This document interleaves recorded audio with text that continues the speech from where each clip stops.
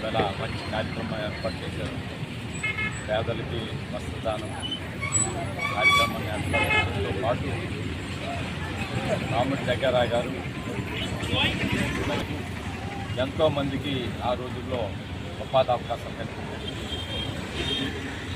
యూనియన్లో కానీ మరి ఈ గ్రామంలో కూడా మరి అభివృద్ధిలో ఆ రోజుల్లో కూడా ఉద్యోగం చేస్తూ గ్రామ పురోభివృద్ధి కోసం ఎంతోమందికి ఉపయోగపడేటువంటి మామిడి జగ్గారావు గారు ఆయన ఆత్మశాంతి సందర్భం మామిడి జగ్గారావు గారి వర్ధంతిని పురస్కరించుకొని ఆయన కుమారుడు మామిడి రాజు గారు ఏర్పాటు చేసిన పేదలకు వస్త్రదానానికి మమ్మల్ని అందరినీ గౌరవంగా మా చేతుల మీదుగా చేసినందుకు ముందుగా రాజుగారికి ధన్యవాదాలు తెలుపుకుంటూ మామిడి జగ్గారావు గురించి మాట్లాడుకుంటే ఆయన కార్మిక నాయకుడిగా విశేషమైన సేవలు అందించారు.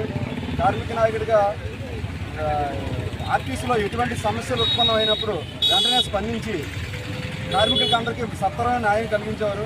అదేవిధంగా వేపగుంట గ్రామంలో కాంగ్రెస్ పార్టీ ఉందంటే ఆయన మూల కారణం మేము గౌరవంగా చెప్పుకోగలుగుతాం. ఎందుకంటే మేము అందరూ ఆయన నాయకత్వంలో మేము చిన్నపిల్లలుగా ఉన్నప్పుడు ఆయన నాయకత్వం వహించారు. ఆయన మార్గదర్శకంగానే మేము అందరం నడుచుకున్నాం. మేమందరం కూడా ఇంత అభివృద్ధిగా ఉన్నామంటే ఆయన అడుగుజాడలో మేము నడడానికే ముఖ్య కారణం తెలుపుకుంటూ మాకు ఇంత చక్కడా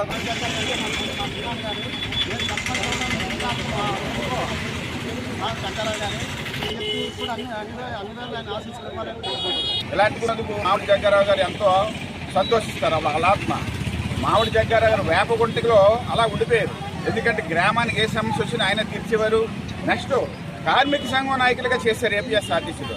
ఏ సమస్య వచ్చినా కార్మికులందరూ ఎంతోమంది ఆయనకి ఎప్పుడు కూడా వచ్చి ఆయన పేరు స్మరించుకుంటున్నారంటే ఆయన ఎంత వాళ్ళకి అందరికీ ఎంత ఉపకారం చేశారనేది మనందరూ ఒకసారి వచ్చారు.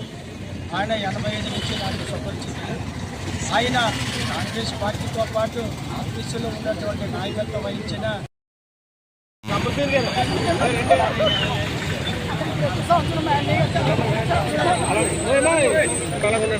ఇలాగే ప్రతి సంవత్సరం